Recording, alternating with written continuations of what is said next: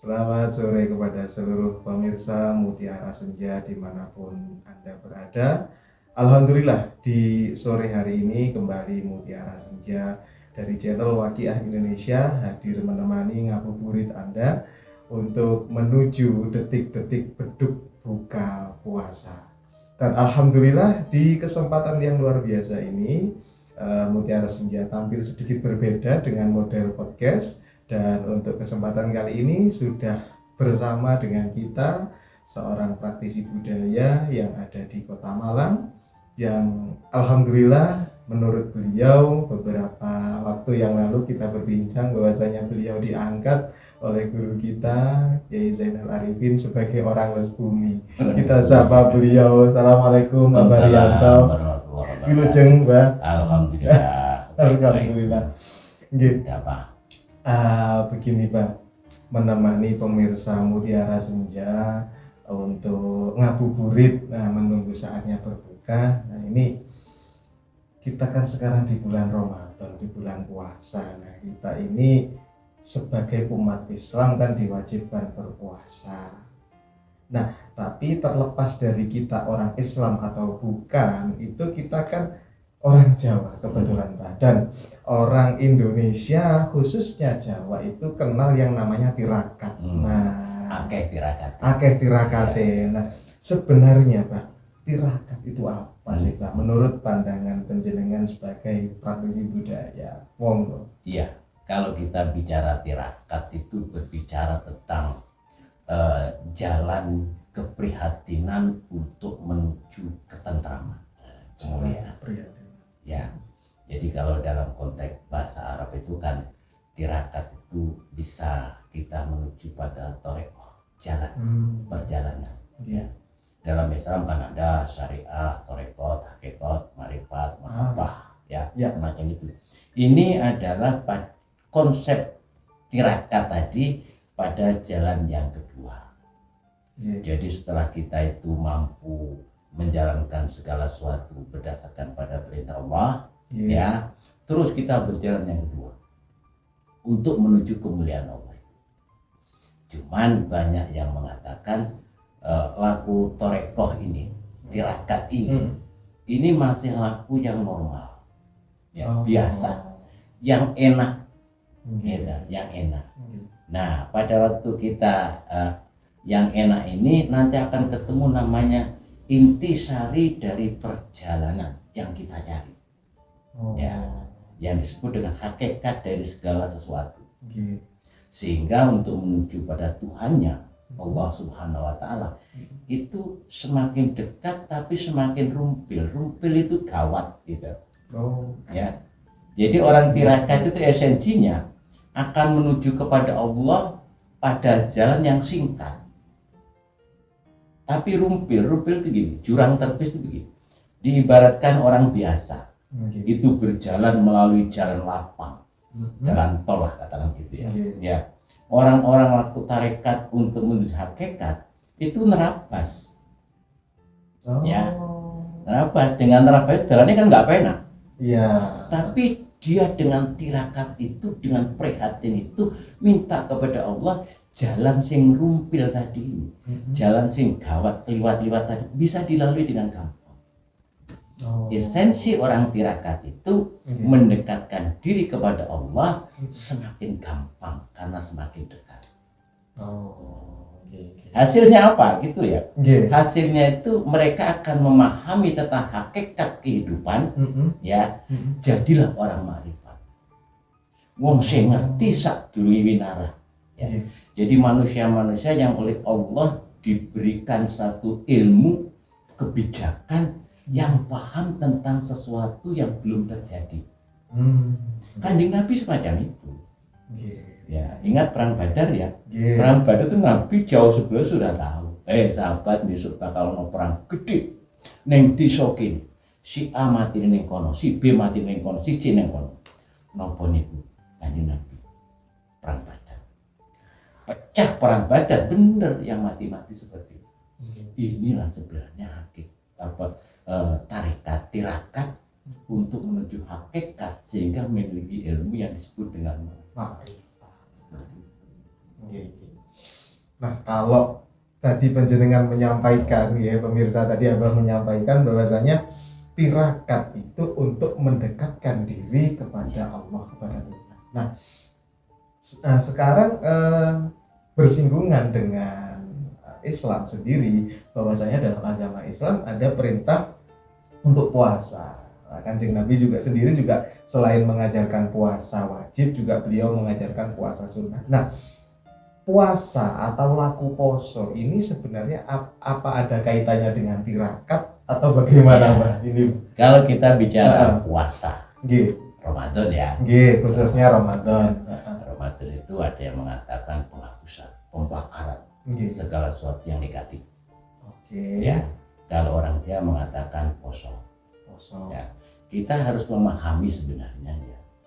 Kalau waktunya panjang ya, kita memahami tentang penanggalan hijriah ya, Muharram, apalagi Safar, Mulut, Rabiul Awal, Rabiul Akhir, Rajab, Syaban, Ramadan, Syawal, Dzulhijjah, Dzulhijjah. Kalau Jawa, Suro, Safar, Mulut, Batu Mulut, Mati Lalu, Mati Rajab, Berubah, Poso, Syawal, Selo besar. Ya. Jadi kalau ingat orang Jawa, saya pribadi juga kadang-kadang bertanya-tanya, ya, kenapa sih nilai budaya Jawa itu kok klop dengan nilai budaya Islam? Ya, tentu bukan mengada-ada ini, ya, bukan kotak-katik, bukan itu, gitu ya, selalu klop. Jadi kalau kita berbicara poso Ramadan, sebelum Ramadan namanya apa? Rajab, Syaban. Gitu. Kalau Jawa, Rejab, Ruwah. Ya, Ruwah itu ruh. Ya. Papaning ruh. Gitu. Ya. Kang oneng alam arwah. Jadi lewong Jawa, orang Jawa, pada waktu mau masuk ke bulan puasa, ya, itu pasti ada ritualnya. Ya, ada ritual, ada macam-macam. Ya. Itu artinya apa? Itu kirim doa, ya, marang arwah leluhur. Ya, satu sisi kita secara pribadi mohon ampun kepada Allah. Karena apa? Karena akan masuk pada satu bulan yang luar biasa, namanya Ramadan. Jenenge poso. Jadi arwah-arwah yang sudah di alam ruh-ruh yang sudah di alam arwah itu juga kita mintakan doa kepada Allah bagaimana kehidupan di sana itu bisa mendapatkan kemuliaan. Ya, barulah masuk poso. Apa sih poso? Dalam konteks budaya Jawa, manusia itu sebenarnya kan minimal. Kalau kita lihat dari pendapat para ulama, minimal ada 5 potensi kekuatan manusia. 1 tentang ruh. 120 hari dalam kandungan seorang ibu, aku teteskan ruhku kepadamu. Belum hidup manusia. Karena ruhnya Allah. Sehingga manusia itu secara alamiah sudah punya percikan sifat-sifat keindahan Allah. Tadi itu, aku teteskan ruh Allah. Ya. Yang kedua namanya rasa. Dalam bahasa Arab namanya tauq, rasa. Nah, pada waktu kita berbicara poso, orang Jawa jarwo doso ngepos ake roso. Roso. Apa roso itu?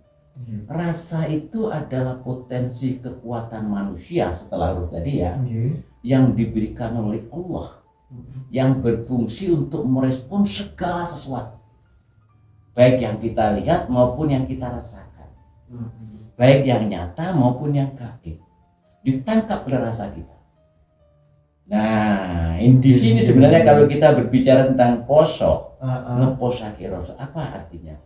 Roso tadi bagaimana bisa menangkap semua, baik buruk, yang benar salah, bahagia celaka, direspon oleh dia. Setelah itu kita diharapkan dalam poso ini bisa memilah-milah, ya, mengambil yang baik-baik saja, mengambil yang benar-benar saja, memanggil yang bahagia-bahagia saja. Itu yang diambil. Karena kalau kita katakanlah, kalau kita tidak biasa tirakat, baik buruk benar salah bahagia celaka semua diambil, masukkan hati, beleng, kan begitu ya. Tapi kalau puasa yang kita respon yang baik-baik saja, kita masukkan dalam hati, sehingga hati kita menjadi jernih, karena isinya hanya kebaikan, isinya hanya benar, isinya hanya kemuliaan. Sehingga aku, ini panjang lagi ceritanya, aku nggak usah milih di dalam hati. Karena apa? Semua sudah pilihan. Ya, bener luput olo becik bejo ciloko, nggak ada yang luput, tidak ada yang olo, tidak ada yang ciloko. Sampean mengambil dalam hati pasti baik, karena rasanya sudah menyaring sebelum dimasukkan dalam hati. Ya, maka di sini pentingnya jenenge poso, ngeposake rasa, berhenti sejenak rasanya. Untuk apa? Untuk berpikir, untuk mengambil mana yang baik, mana yang buruk. Banyak di antara manusia itu pada waktu merespon segala sesuatu itu kan dengan hiruk pikuk, ya, bahkan apa, menjelek-jelekan sana sini ya. Bagi orang yang berpuasa, berpuasa itu intinya poso itu kan mencari ketentraman, heningnya hati. Kenapa heningnya hati? Karena hati oleh rasa diisi oleh sesuatu yang baik. Ini poso. Nah, kalau sudah semacam ini, kita barulah boleh atau barulah kita masuk dalam suasana syawal. Ya, syawal itu artinya kan meningkat. Apa meningkatnya? Kualitas kita di hadapan Allah. Katakan yang tadinya kita tidak tahu tentang kehidupan di luar kehidupan manusia, tentang kegaiban. Insya Allah Allah akan memberikan kemampuan kita ditambah meningkat naik. Ya, dengan puasa, dengan tirakat itu. Gitu. Tirakat itu kan laku tadi, ya, laku untuk menuju pada kemuliaan Allah. Itu puasa. Makanya kalau kita berbicara puasa harus dilambari tadi minimal Rejab Ruah, poso. Ulama banyak mengatakan Rejab itu adalah bulan menanam, kan begitu ya. Ya. Rejab Ruah atau Sya'ban ini bulan untuk menyiangi, sehingga pada waktu itu kita masuk ke bulan puasa, panen. Gitu. Jangan di puasa ini kita masih menanam, telat. Ya, telat. Makanya orang Jawa megengan, ya, isinya megengan kan ada yang apem, ya, apem, ya, itu artinya kan minta memaafkan, ya. Di situ ada namanya ketan dan sebagainya, yang ada yang warnanya putih. Ya. Harapannya itu raket kadang-kadang itu ketan, ya, warnanya putih, ya, sehingga kita masuk dalam bulan puasa itu sudah dalam kondisi bersih. Kita berbahagia di situ, ya.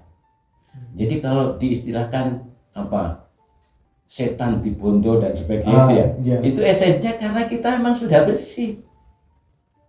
Ya, itu puasa baru diangkat oleh Allah sekiranya Allah berkenan untuk kita nanti pada bulan Syawal meningkat naik kualitas manusia.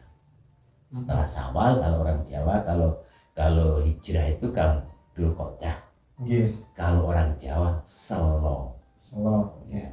Selo itu sudah plong, kosong. Sudah kosong, sudah nggak punya utang, sudah baik dengan semuanya. Serba cukup karena Allah mencukupi. Selalu dengan tetangga baik, dengan keluarga, dengan anak, dengan istri baik, semuanya serba indah. Setelah itu ya, kondisi itu manusia dipanggil oleh Allah. Kemana? Ke bulan besar. Setelah selalu besar, ya, kata-kata labbaik Allahumma labbaik laka dan sebagainya. Ya Allah ya Rabbi, saya datang memenuhi panggilan. dipanggil ya. Jadi mereka yang belum selo ya itu mestinya belum dipanggil oleh Allah ya. Bisa jadi pergi haji itu karena terpaksa karena punya uang banyak mau diapakan ya. Makanya beberapa hari yang lalu saya ketemu dengan Biro Travel Haji begitu ya.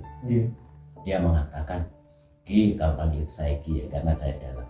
Ki, jamaah-jamaah yang berangkat melalui travel saya, selalu saya katakan lebih baik Bapak dan Ibu tidak usah berangkat haji atau umrah apabila di sekitar Bapak dan Ibu masih ada yang apa. Hebat.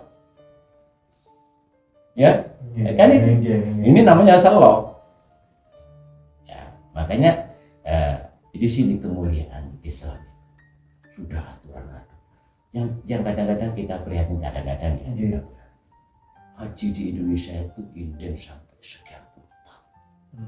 Indennya bukan inden masalah kesucian hati loh ya. Indennya masalah berangkat kota. Nah inilah ya. Jadi kalau berbicara tirakat, kita berbicara perjalanan. Laku prihatin. Apa prihatin? Prihatin itu prihatin, batinnya perih. Kenapa? Karena melihat sekitar kita itu masih perlu untuk mendapatkan pertolongan dari Allah. Puasa. Jadi kalau orang masuk bulan Ramadan itu, oh nanti sahurnya pakai ini. Ini prihatinnya bukan prihatin pada orang lain ya. Ini prihatinnya pada kita sendiri ya. Nanti kalau hal-hal semacam itu, ya apa sedikit demi sedikit harus dirasakan.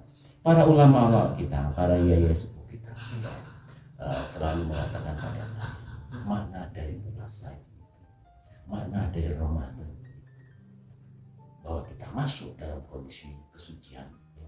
Maka sebelumnya tanaman yang sudah kita tanam betul-betul harus disiami dengan baik. Setelah itu panenlah kita di bulan Ramadan. Apa yang kalian mintakan pada Allah, insya Allah tetap pada bulan ini.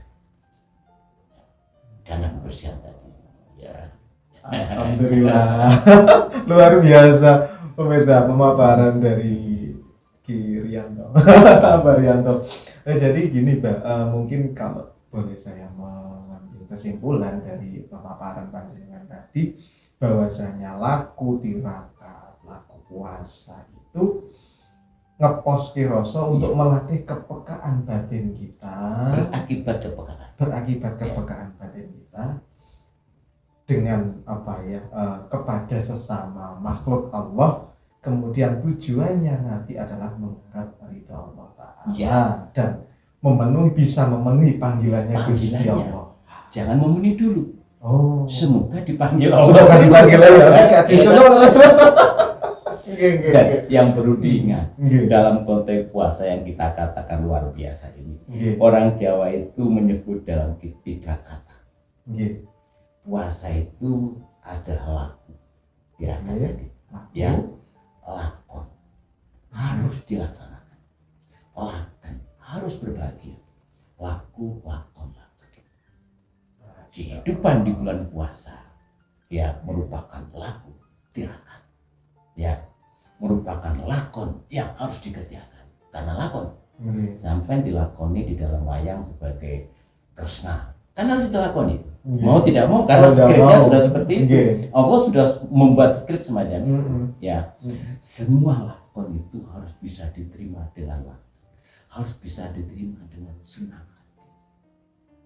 Makanya kan ada dalam agama itu Bismillahi wa bi rahmati wa bi dzalika falyafrahu. Kalamun sira antuk rahmat sanesane Allah ngul tampan kanthi rasa seneng. Berbahagialah. Berbahagialah. Ya tak? Itu. Jadi orang di bulan puasa itu kuncinya ya nada-nadanya, ya ekspresinya orangnya berbahagia. Enggak tambah prihatin. Prihatinnya kan sudah kemarin. Ya. Nah, sekarang sudah berbahagia. Bukan nanti pada waktu Idul Fitri ya. Ya sudah perjalanan ini insya Allah semacam itu. Ya, di bulan puasa itu. Tangan kita semakin gampang untuk memberi. Gitu. Sekarang kan banyak ini masjid-masjid sekarang ada fenomena baru. Nggih. Jumat Jumat berkah. berkah. Wah, Nggih. ini fenomena wong Jawa iki anyar gitu. Nggih. Bacaan modelannya. Model. Nggih. Cuman saya berharap bahwa saudara-saudara kita Nggih. pada waktu membuat ritual, Nggih. baik menyambut masuknya kita masuk di bulan Ramadan ini, kita masuk ya, Nggih. bukan kita dimasuki loh, Nggih. kita masuk Kita ya, masuk Ramadan. ya, kita masuk bulan Ramadan itu ritual-ritual yang kita adakan itu diikrarkan, dimaknai, gitu ya. Jangan sampai kita tuh selamatan sekedar selamatan, ya. Ya benar, dalam konteks ibadah kita memberikan sesuatu pada orang lain, tapi hendaknya yang ada di depan kita itu ditunjukkan.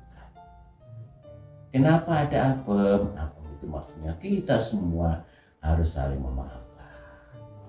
Tadi itu ya. Kenapa ada ingkungnya? Mungkin gitu ya. Semoga kita menjadi orang linangkung. Apa itu? Orang yang baik, orang yang bijaksana ke depannya. Gitu. Kenapa ada cabai merah? Semoga kita berani sesulit apapun untuk menuju ke Allah Subhanahu wa taala. Macam itu. Kira-kira itu kalau kita bicara tirakat Ramadan.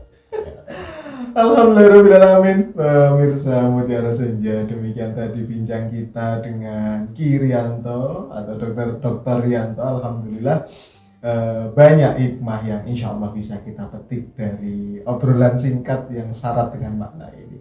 Selamat berbuka puasa, mohon maaf atas kekhilafan dan kesalahan. Salam budaya, rahayu, rahayu, rahayu. Assalamualaikum warahmatullahi wabarakatuh.